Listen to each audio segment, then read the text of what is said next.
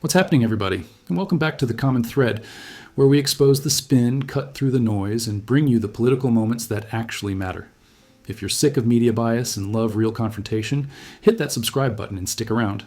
Today's story is wild. A British reporter absolutely ripped into a Trump loyalist on live radio, so badly she rage quit the interview mid-sentence. This wasn't your usual panel bickering. This was a calm, intellectual dismantling. Every excuse she tried to throw out, crushed. Every dodge, called out. This is the kind of journalistic backbone we've been begging for in American media, and it came from across the pond. Let's roll it and break it down together.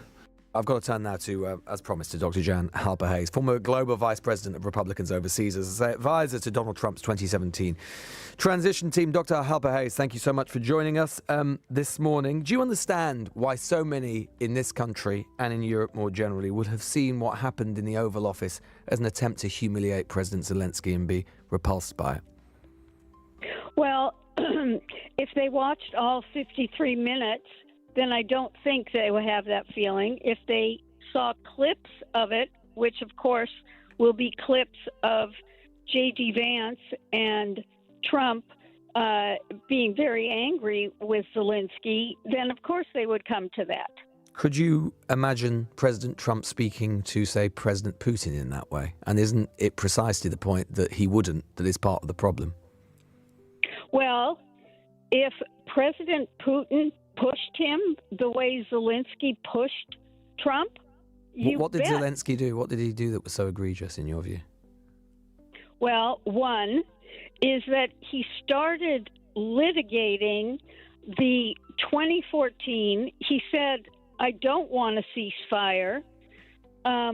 He said he wants peace repeatedly. He just doesn't want it on Russia's terms, which you'll understand because Russia invaded his country.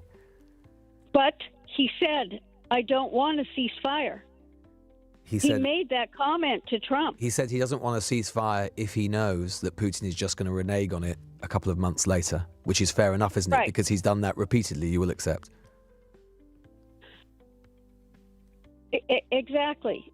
No, not exactly. I mean, the point is that, of course, anyone wants a ceasefire, but there's no point having a ceasefire, is there? Which is what Zelensky was saying to Trump, if Putin is just going to renege on it shortly afterwards. And Trump was saying, how do you really know? I mean, if you're really coming from that position, that no one can guarantee anything. But if you don't move forward to get something into an agreement and then be able to put the right security. But what has Putin said that gives you or President Trump any indication at all that he even wants a ceasefire? Putin has said he doesn't want a ceasefire at this point. Putin is... Look, I'm not here to have an argument because you clearly have a position that I don't agree with.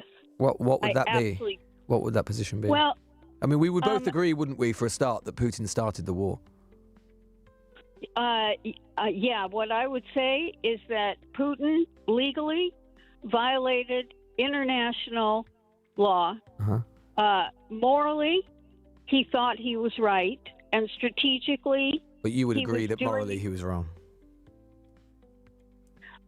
No, I would not agree morally he was wrong. I would agree legally he was wrong. You would agree, you would not think that a man who literally, as we speak, still sends drone attacks to kill Ukrainian civilians is morally wrong? Oh, and you think that Ukraine isn't doing anything to the Russians? Ukraine didn't invade Russia. Russia invaded Ukraine. That you wouldn't agree that was morally wrong? Okay, all right. You know what?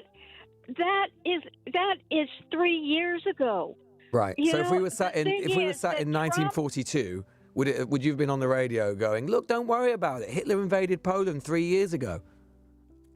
You know what? I didn't sign on for this hypothetical discussion. It's not hypothetical. I'm just trying to tease out the logic of what you're saying, Dr. Halper-Hayes.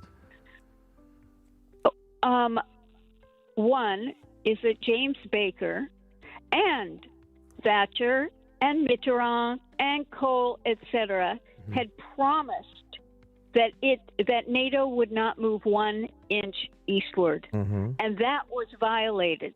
Those so countries. you want to look at all the different people that violated their agreement? When did America start basically just sort of representing what Moscow thinks? Those countries wanted to be part of the NATO club. Your club. Are you saying that they should never have been allowed to exercise their democratic and sovereign rights as nations and join that club? Oh, God. You know what? I don't like having my words twisted. No. I really don't. You don't like... Well, but that's the point of an interview, isn't it? Is to discuss what you're saying. And I'm just asking you... You're saying... With respect, Doctor, I'm just trying to understand what you're saying. You're saying that those countries should never have been allowed to join NATO, and then we wouldn't have been in this situation. And I'm saying to you that surely those countries should have been allowed... I didn't say that. Well, see, that's why... No, hold on a minute. But you cited what happened in the... so you're saying that it's fine for them to join NATO then? I didn't say any of those things, and I don't like when someone tries to give words and interpret without understanding. I'm done. Okay. I'm off. I don't like you. Okay. Well, that's fine, Dr. Albert Hayes. Maybe some of the listeners won't like you, but that's fine. I'm entirely indifferent to that. I'm very grateful for your time. Dr. Jan Halper Hayes there, former Global Vice President of Republicans Overseas. Apparently I'm not going to be on her Christmas card list. Maybe I will be with Oliver in Harlesden, though. Oliver. Wow.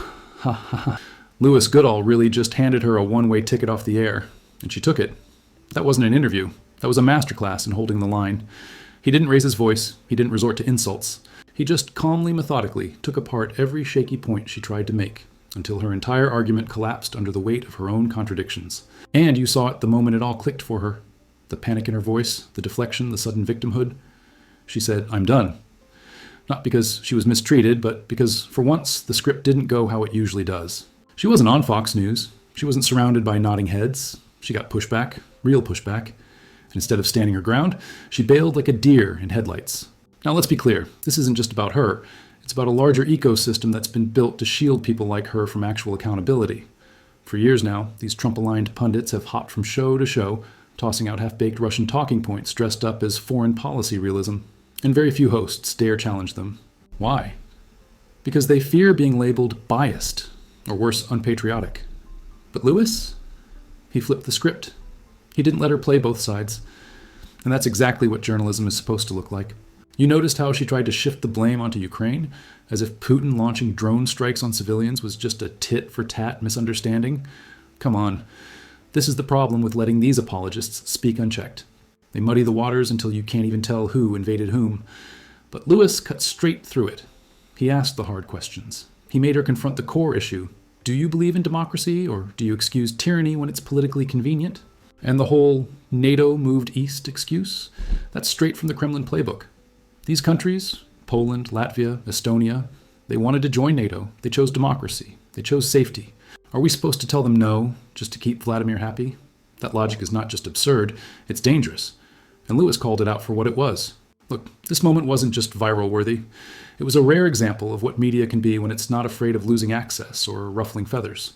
When a reporter actually challenges bad faith actors, rather than just giving them airtime and calling it balance, more journalists need to take notes, because the era of platforming disinformation in the name of fairness needs to die, fast.